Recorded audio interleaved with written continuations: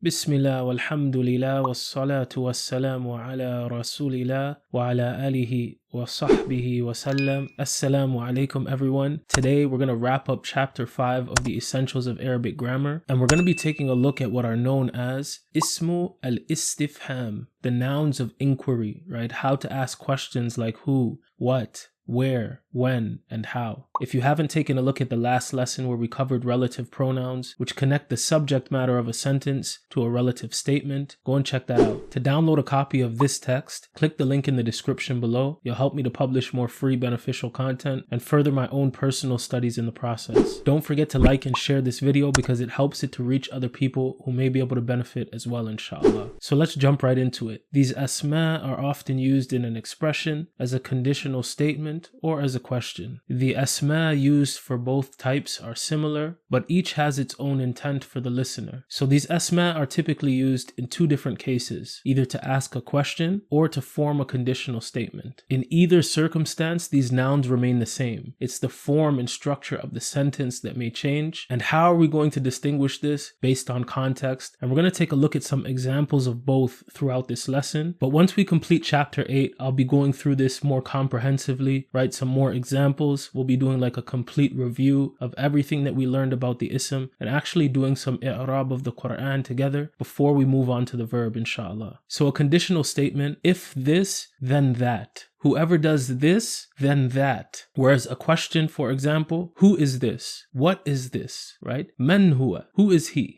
So the next chapter will make this concept clear because the next chapter is on sentence structure, how sentences are actually formed. How am I going to know where to put an is? There is no is in the Arabic language. How do I properly translate a sentence, a full sentence, knowing what I know now, right? So the next chapter is going to make this clear, inshallah. Remember, Allah is with those who persevere. And this is just a quick reminder, right? Inna Allaha ma'as sabirin, right? Allah is with those who persevere. Again, this is a marathon, not a race. And because of this long road, sometimes it's very easy for us to lose focus, to lose motivation, right? Maybe we're struggling with some concepts and we think, you know what, this isn't for me, right? Or this is too difficult. And we need to get rid of this negative dialogue that we have with ourselves oftentimes and remind ourselves of why we began learning the Arabic language in the first place. What we're hoping to achieve, what we're hoping to attain. And if you quit now, you look back up, 6 months have went by, right? You go back to review these concepts and now it's even more of a struggle. You're starting from the beginning, right? And you're thinking, wow, had I just stuck it out for another month, had I just stuck it out for another 3 months, I would have seen some real progress. Don't think that the path to learning and growing is supposed to be easy. The point is not to get everything right now and be an Arabic guru, right? We're working toward strengthening our Arabic and growth, right? And we're stringing these things together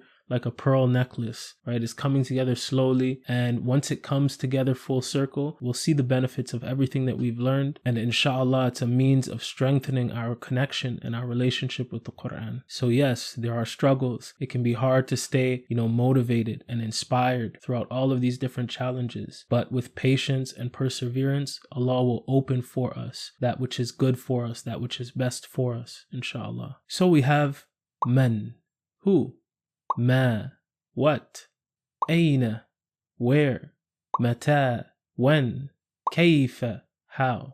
And just looking at this chart, they don't all look the same, right? They don't have any sort of consistency in how they look, but they are nouns, right? And they don't change. Men is men all the time. Ma is ma all the time. Aina is aina all the time. Never ainu, never aini, right? These are fixed nouns. And we're going to take a look at the implications of their states, again, when we're taking a closer look at i'rab. So let's take a look at the first example here. Man, right? Who in the Arabic language. Allah describes the events of the Day of Judgment, right? Reminding the human being, obey your Lord, subhanahu wa ta'ala, worship him. Right? Do good, make good contributions, because this is going to be a means of what you attain and what you achieve in the hereafter. And so this ayah in particular mentions, that when death finally reaches the human being, right, and the soul reaches the throat, waqil, and it said, man naraq, who is araqi, right? Who can heal him, right? Who can save him, right? man. So this is being used in the form of a question here, right? So we've learned about the different states of nouns, right? And it begs the question, well, what is the state of this noun? And like I said, we're going to dive deeper into this as we're going through sentence structure and i'rab. What I will say here is that typically when you see these words in a book of i'rab, for example, we don't say they're in the state of nasb, or they're in the state of rafa, or they're in the state of jar, right? It's typically said that they're in the place of nasb, or they're in the place of jar, right? Fi mahalli nasb, for example. I don't want to focus too much on that here. I want to focus on the fact that this is how they are used to ask questions, right? وَقِيلَ مَنْ رَاقٍ. Who is a raqi, right? It's an ismul istifham, a noun of inquiry. A question is being asked here. And even like I briefly mentioned earlier on in this lesson, let's suppose we met up and you brought someone with you, right? Your brother, your cousin, and I said, Man huwa? Who is he?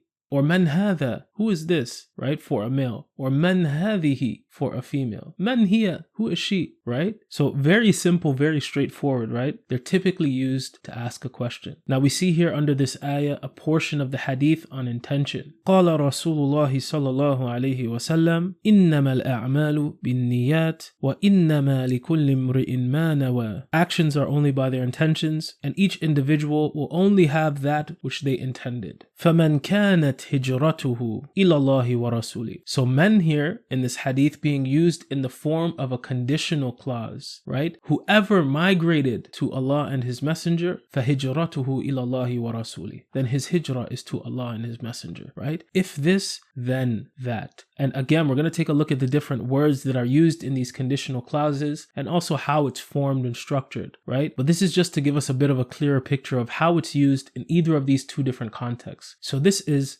man, right? Who. Next, we look at ma, what. And in the past Arabic to English translations that we've done, I mentioned that ma can be used in many different contexts, right? But we've come across ma al-kafa, the ma that is used with innama to restrict the meaning of something to only, and preventing inna from acting upon the ism that follows it as it normally would, right? As a harf nasb. And we've seen ma used as an ism mawsul, right? A relative pronoun, which we've covered in the last lesson. And here we see it used as an ismul istifham, a noun of inquiry, right? Used to ask the question, what? Now, so we see in this first ayah here, وَمَا أَدْرَاكَ مَا يَوْمُ الْفَصْلِ. The translation here, and what can make you know what is the day of judgment? So we see here, وَمَا أَدْرَاكَ. And adra is a verb from dara, to know, right? To be cognizant of something. In this form, adra, to inform, right? So this kaf at the end of this verb is actually the attached pronoun form of anta, right? وَمَا أَدْرَاكَ. What will make you understand? مَا يَوْمُ الْفَصْلِ. What is the day of separation, you ask? So it's like two questions in one to bring about this weightiness of what's about to be said. And because this is something from the unseen that we haven't experienced, right? How do you really convey this in words and in a way that you can actually fully comprehend? What could possibly make you understand? مَا يَوْمُ الْفَصْلِ. What is يَوْمُ الْفَصْلِ, you ask? What is the day of separation? Allah is conveying to us the magnitude of this day, right? So these are both nouns of inquiry, right? Ma, what, used in the form of a question. And then we see this next ayah here. قَالَ وَمَا عِلْمِي بِمَا كَانُوا يَعْمَلُونَ. In the translation here, he said, what is my knowledge of what they used to do? This is Nuh alayhi salam. He's making constant da'wah to his people, calling them to Allah. And they say, look, man, only the people who are like low-class people follow you. So Nuh alayhi salam says, وَمَا عِلْمِي بِمَا كَانُوا يَعْمَلُونَ. And ma here can actually be used in two different cases, two different instances. The first is negation. To say ilmi, right? My knowledge, he's saying. So bima, harf jar, ba, and ma put together. I have no knowledge of how they used to live, what they've accomplished, what they haven't, their social status. It's not my domain. And we're going to take a look at ma used in the form of negation at the end of the text when we look at the harf, inshallah. But it's also seen as the ma of questioning, right? Ma istifhamiyya. And looking at ma as either negation or as an istifham, both are sound. In the case of the ma of questioning, what knowledge do I have about how they used to live? And elsewhere we're told he tells them, look, I have no knowledge of what's in their hearts, right? That's Allah's domain. So this is ma istifhamiyya. And then we move on to ayna, where. This is like one of the first questions an Arab might ask you. Min ayna ant? Where are you from, right? And notice, min ayna doesn't change the ending to ayni, right? These are fixed, right? Min ayna ant? Where are you from? But here we see in this ayah,